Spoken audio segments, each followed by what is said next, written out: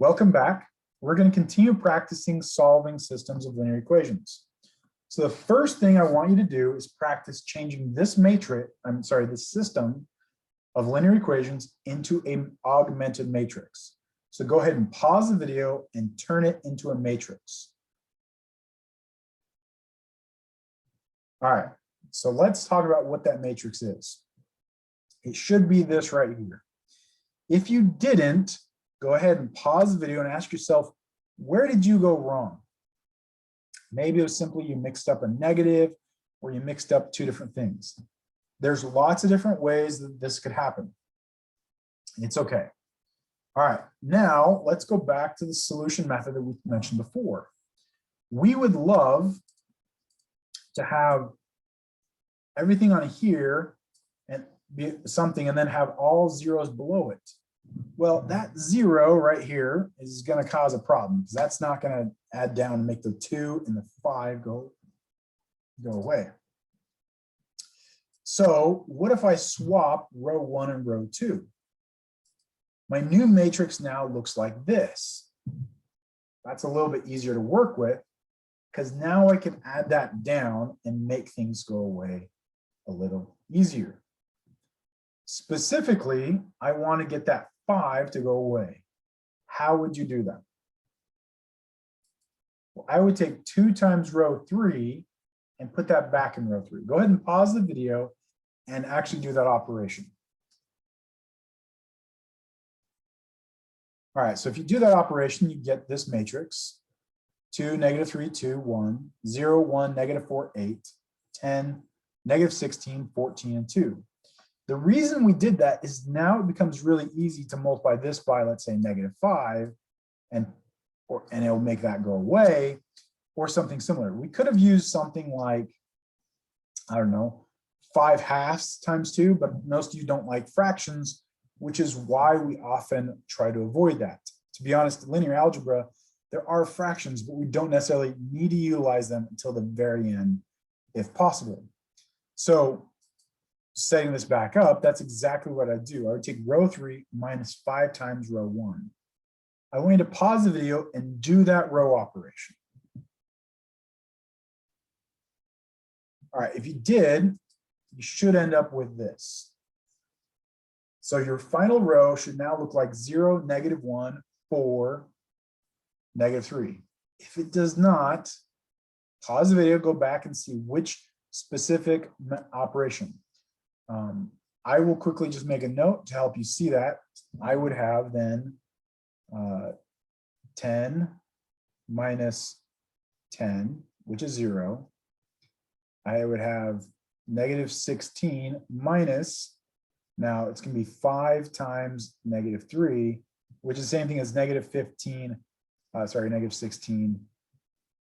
plus 16. Ugh, I'm really messing up there.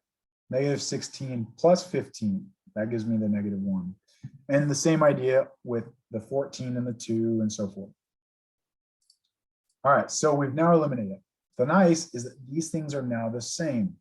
So my next row operation would be row 3 added to, and I add row 2 and put that back into row 3. Go ahead and do that operation. If you do that, you'll notice that suddenly you have something that looks like this. Now, what we can do at this point in time is turn this back into a system of equations. And as you look at this, you may notice something real quickly down here.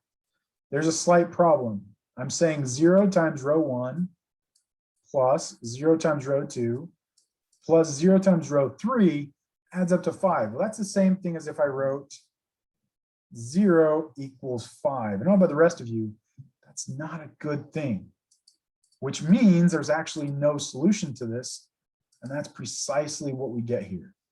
So whenever we have, and we'll talk about this a little bit later, about a pattern that we can see and how we can solve it. All right, hopefully you're getting the hang of this. Let's try example 3. So again, our first step is to turn this into a matrix. So go ahead and pause the video and turn this system into a matrix. All right, if you do that, you should get this matrix. Now we want row 1 and row 2. The nice part is I can take row 2 minus 4 times row 1. That's 8 minus 8. So that's going to make that turn into a 0. Go ahead and go through that process and see what your row 2 then looks like.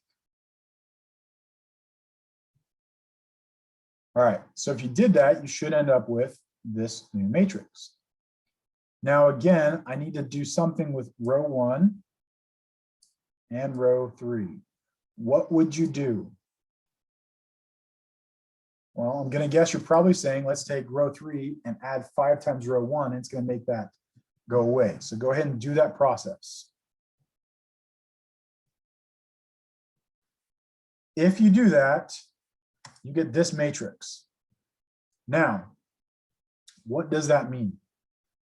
Well, notice we already have our diagonal and we're good.